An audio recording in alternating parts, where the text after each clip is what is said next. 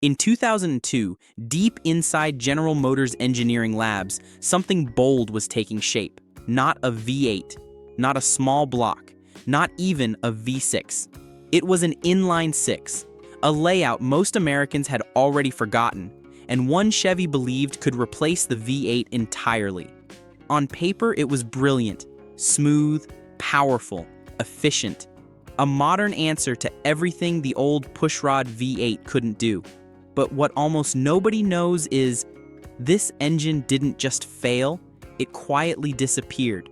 While the V8 it was supposed to replace came back stronger than ever. So what went wrong? And how did one of the most advanced engines GM ever built lose to a design from the 1950s? This is the real story of Chevy's 4.2-liter Atlas Inline-Six. And trust me, it's not what you think. By the late 1990s, General Motors had a problem. Their trucks were still selling. Their SUVs were booming. The Chevy Trailblazer, GMC Envoy, Oldsmobile Bravada, all huge hits. Gas was cheap. Americans wanted size. And GM was giving them exactly that. The SUV craze was at its peak. Soccer moms wanted 3 rows. Dads wanted towing capacity. Everyone wanted that high seating position and feeling of safety. But under the hood, old technology. The Vortec V6 engines, like the 4.3-liter, were essentially cut-down small-block V8s. Same pushrod design, same limitations, same inefficiencies. They made decent torque, around 250 horsepower, roughly 260 lb-ft, but they were rough, unrefined, and worst of all, outdated.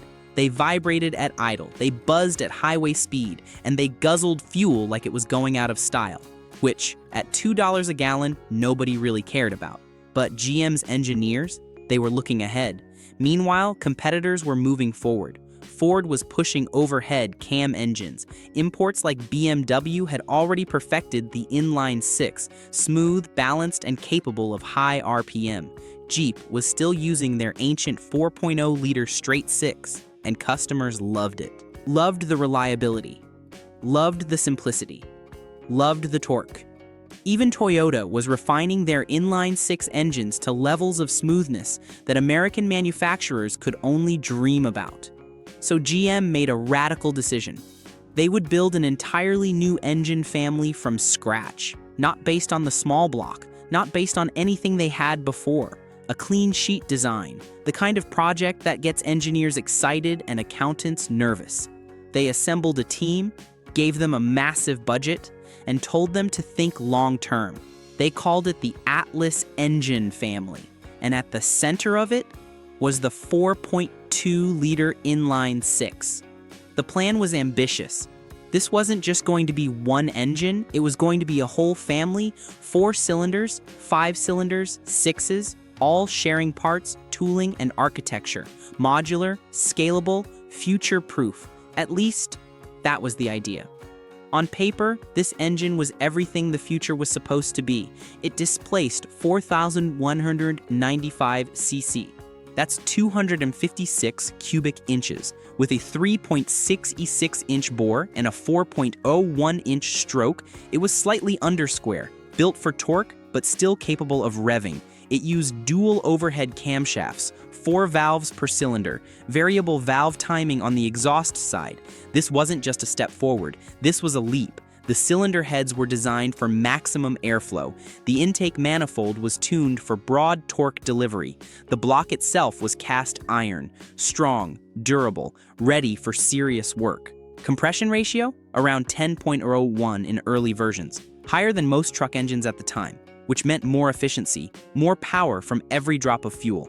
And power? At launch in 2002, it made 270 horsepower at 6,000 RPM. Torque was 275 lb-ft at 3,600 RPM. That was more power than the old Vortec V8 in some trucks. Let that sink in. A 6-cylinder outperforming a V8. And it didn't just make power, it delivered it smoothly. Inline-sixes are naturally balanced. No need for balance shafts. No shaking. No vibration. The firing order created a perfect rhythm. Every power stroke overlapped. It was mechanical poetry. Engineers said it felt like an electric motor. Journalists who drove it were impressed. Motor Trend praised its refinement. Car and Driver called it surprisingly sporty. Even GM's own test drivers admitted it was one of the smoothest engines they'd ever experienced. But there was a problem. Actually, several. The first issue wasn't performance, it was perception. American buyers didn't trust 6 cylinders in trucks. Simple as that. For decades, the formula had been drilled into their minds. V8 equals power, V6 equals compromise, and an inline-six? That sounded like something from the 1960s, or worse, something European. It didn't matter that BMW charged a premium for their inline-sixes. It didn't matter that the design was inherently superior in balance and smoothness. To the average American truck buyer, it was weird. Even though the Atlas 4.2 made more horsepower than many V8s of the time, customers didn't care. They saw 6-cylinder on the badge and walked away. Dealers reported the same story over and over. A customer would come in, test drive a Trailblazer with the 4.2, love how it drove, love the power, love the smoothness. Then they'd ask about the V8 option. And when the salesperson explained that this was the top engine, the customer's face would change. Wait, it's not a V8? And just like that, interest dropped.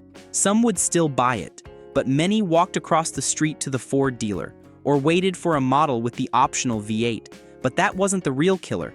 The real problem was deeper and far more technical. You see, building a modern inline-six isn't easy. It's long, physically long, much longer than a V6. That means packaging becomes a nightmare. In a mid-size SUV like the Trailblazer, engineers had to stretch the engine bay, redesign mounts, and rethink cooling systems just to make it fit. The radiator had to be repositioned, the firewall had to be moved back, the front suspension geometry had to be adjusted. All of that cost money, and even then, it was tight. Access for maintenance became an issue. Changing spark plugs required removing components. Routine service took longer.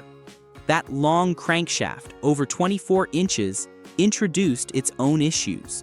At high RPM, it could flex slightly. Not enough to fail, but enough to require stronger materials, tighter tolerances, and more expensive machining. The crankshaft had to be forged, not cast. It needed 7 main bearings instead of 4. The block had to be reinforced to handle the added length.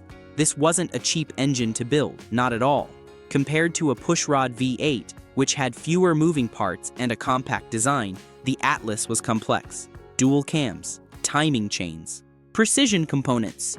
4 camshafts total when you counted both banks. Wait, no, it's an inline-six, just 2 cams. But still, that's 2 more than a pushrod V8 needs. Variable valve timing meant solenoids, sensors, and computer control. More things to potentially break, more parts to stock, more training for technicians, more parts, more cost, more risk, and then came reliability concerns. Early versions of the 4.2 had timing chain issues, not catastrophic failures, but enough to raise eyebrows. The chain-driven cam system relied on precise oil pressure and tensioners. If oil changes were neglected or oil quality dropped, the chain could stretch. That led to noise, rough running, and eventually expensive repairs. Owners started reporting a rattling sound at startup. Cold mornings were the worst. The chain would slap against the guides until oil pressure built up. Most of the time it was harmless, just annoying. But sometimes it wasn't. Stretched chains could jump timing, and when that happened, valves met pistons, and engines died. Mechanics started noticing something else too: oil consumption. Some engines began burning oil earlier than expected. Not all, but enough to create doubt. Forum posts started appearing. Anyone else adding a quart between changes? At first, GM said it was normal, within spec, but owners didn't care about specs. They cared that their 3-year-old SUV needed oil top-ups. And in the truck world, doubt spreads fast. Word travels, at job sites, in parking lots, at family barbecues. Yeah, I heard those inline-sixes burn oil. Didn't matter if it was true across the board, the reputation stuck. Because truck buyers don't just want performance, they want durability. They want engines that can take abuse, tow heavy loads, run for 200,000 miles without drama. They want to start it in the winter, ignore the oil change for a few thousand extra miles, beat on it, and have it keep running. And this is where the Atlas started to struggle. Not because it couldn't be durable, but because it demanded more care than buyers wanted to give. Because while it was smooth and powerful, it wasn't a towing monster. That 275 lb-ft of torque was respectable. Competitive even. But compare it to a V8 like the 5.3-liter Vortec. That engine made around 285 horsepower, but more importantly, over 325 lb-ft of torque. And it delivered that torque lower in the RPM range, right where truck owners needed it. The V8 hit peak torque at 4,000 RPM, but it was already making serious grunt at 2,000. That meant pulling away from a stoplight with a boat trailer felt effortless. Merging onto the highway didn't require a downshift, so when it came time to tow a trailer, haul equipment, or climb steep grades, the inline-six had to work harder, rev higher. The transmission would downshift more often. The engine would sing at 4,500 RPM on a long uphill grade. It could do the job, absolutely, but it felt busy, strained, and that's not what American truck buyers wanted. They wanted effortless torque, low-end grunt, the kind you get from a big displacement V8, the kind where you barely touch the throttle and the vehicle just goes. But here's where things get really interesting. Because GM didn't give up immediately. In fact, they improved the engine. By 2006, output climbed to 291 horsepower. Torque increased to 277 lb-ft. They refined the tuning, improved reliability, smoothed out the issues, new calibrations, better oil control, upgraded tensioners. They listened to feedback, fixed problems, evolved the design. On paper, it was better than ever.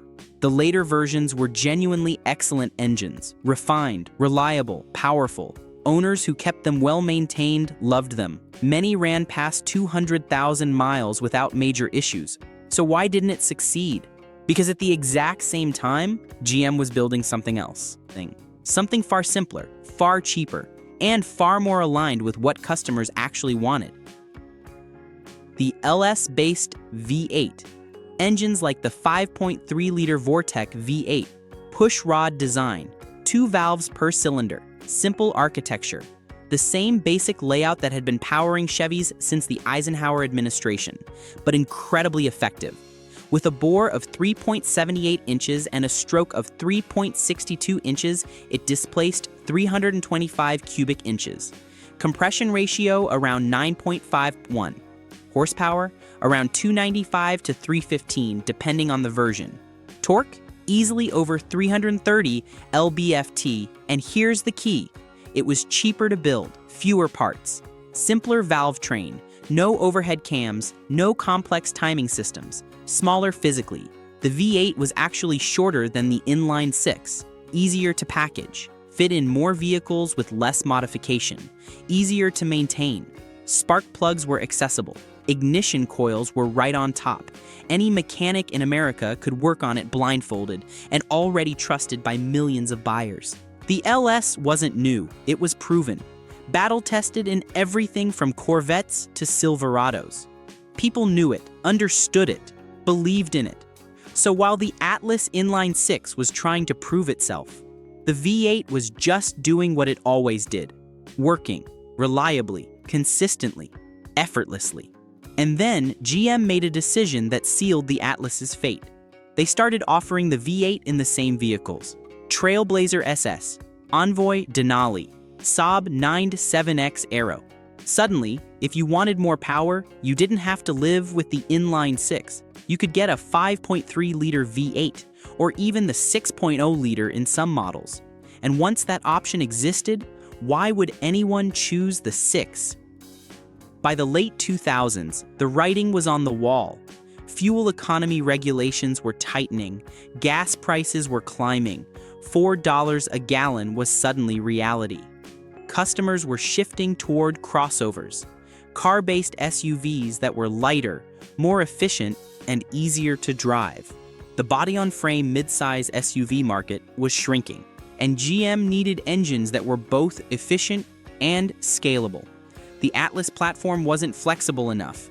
It couldn't easily be downsized or turbocharged. The architecture wasn't designed for forced induction.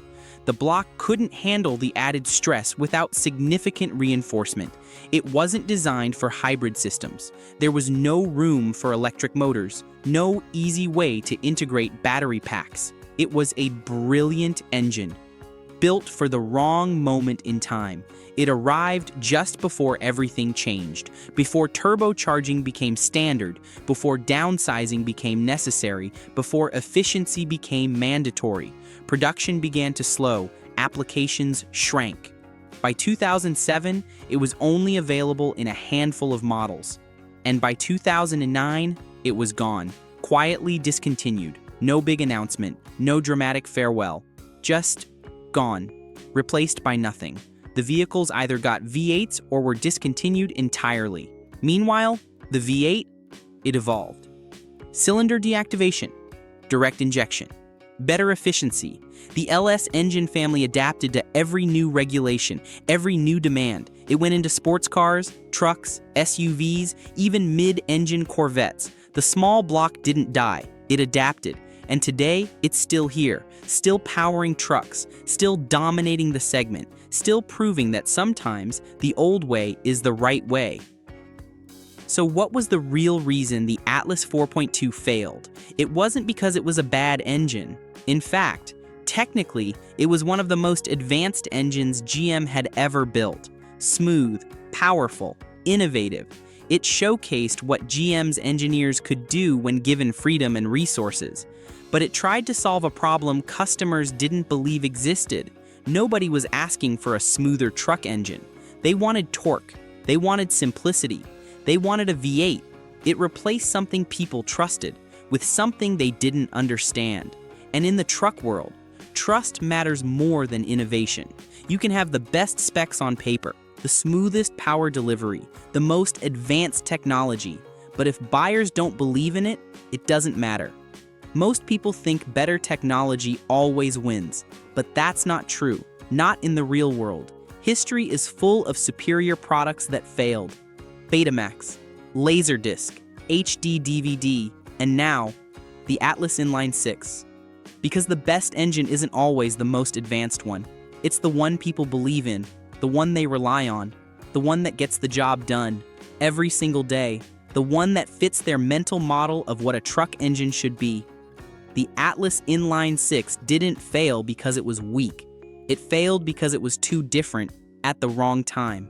It asked American truck buyers to change their minds, to trust something unfamiliar, and they simply weren't ready. And the V8?